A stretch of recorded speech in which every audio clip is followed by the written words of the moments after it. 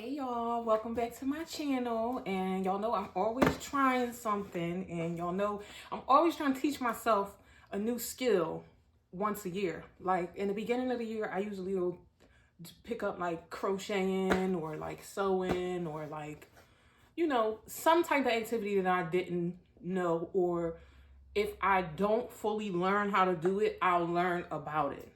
So this year, I actually came across this video, and when I see people making stuff, I'll be like, oh my God, I'll be so excited. And I'll be like, trying to like contact the person and get it directly from the person that I like. And they'll be like, oh, I'm behind 6 months. You had to place an order. You're going to get it 18 months from now. And it's just like, child, I'm not waiting 18 months for nothing. So I prefer to do it myself. So basically, I came across this rug on Twitter, and it was a Lauryn Hill rug. I'm gonna add the clip into this video so y'all can see it. I need to tell you I'm undone. But I was like, oh my God, this rug is so beautiful. And I was like, oh my God, I would love to have one. So you know, I ain't even feel like going through it. And I'm like, you know what? I'm going to see if I can make this myself. So y'all know I went to my other favorite place, which is Amazon. And I bought a Rug Tufting gun. And here it is in all of its splendor and glory. And we are getting ready to open this up. So let me see which angle. Actually, I'm gonna switch the camera angle so y'all can see exactly what's in the box and what's going on and what I'm getting ready to do. But with rug making, like, you not only need the Rug Tufting gun, you also need a tufting frame, which I built on my own. And I mean, I did it, but I'm not the handy type of chick. Like, I'm more into like creating and decorating, or I'm more into the visual side of things versus the building. So yeah, I'm gonna show y'all my little frames. Child, them things is terrible. Hold up. So here are the tufting frames, which I started out making that big giant one in the back. And as I was making it, I'm like, this is a little bit big, I feel like, for a beginner. So then I had 8 pieces of the wood, and I just got the other 4 cut. And then I made this smaller one. And I added the tack strips and everything. And as y'all can see, it's a little lopsided and it's a little crooked, but it's okay because I'm crooked too. I added my little loops on here. Like, I did all of this myself, and I'm really so proud of myself because I don't be knowing what I be doing, child. And when it turned out to be something, I be like, oh, I'm so impressed.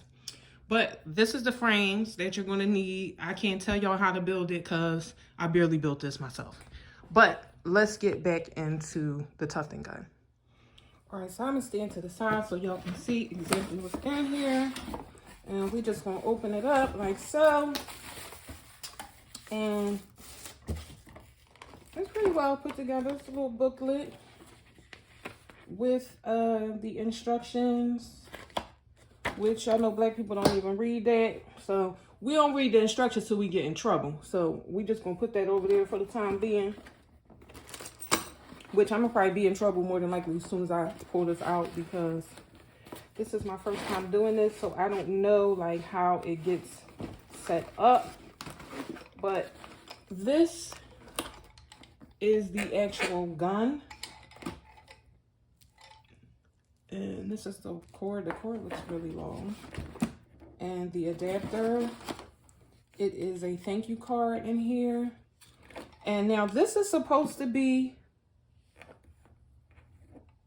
a loop pile and a cut pile gun, which is the difference between the two. One, they give off 2 different looks. Like, I mean, you could Google it. I don't know what to tell you. I don't really know how to explain what the differences are, but they just give two totally different texture rugs. But right now, I'm actually not seeing anything that's giving me the option to turn this into a loop pile.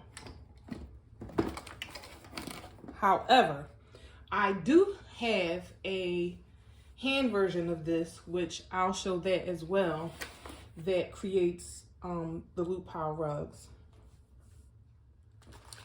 Now, this is the loop pile manual rug making tool, which I bought this just in case I start getting extra and I start getting real good and I need to be super precise.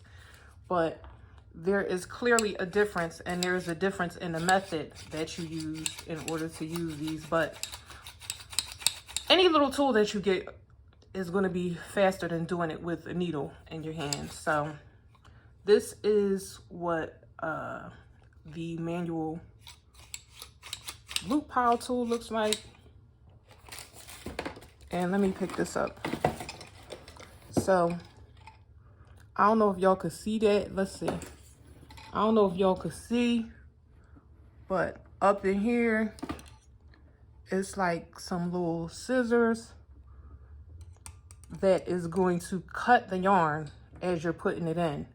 So, you know, as the gun is putting it into the fabric. So I am basically going to load this up. I'm going to set up my yarn. I'm going to set this up.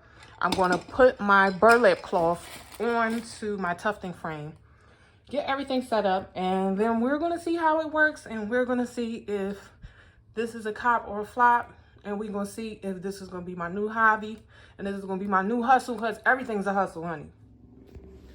All right, so after about a 2-hour fight with this burlap, honey, I was finally able to get it on.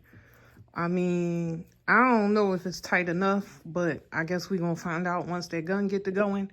I don't know if it's because this burlap is from Walmart. I don't know, but I only bought 1 yard because it's like the practice one, and then it was like an odd color. That was the only color they had, so I just got it.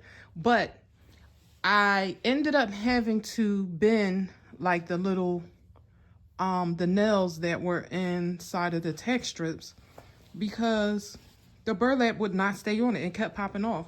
So I kept having to manipulate the nails in different ways until finally we have a little tautness. I don't know if it's tight enough, but we're going to find out.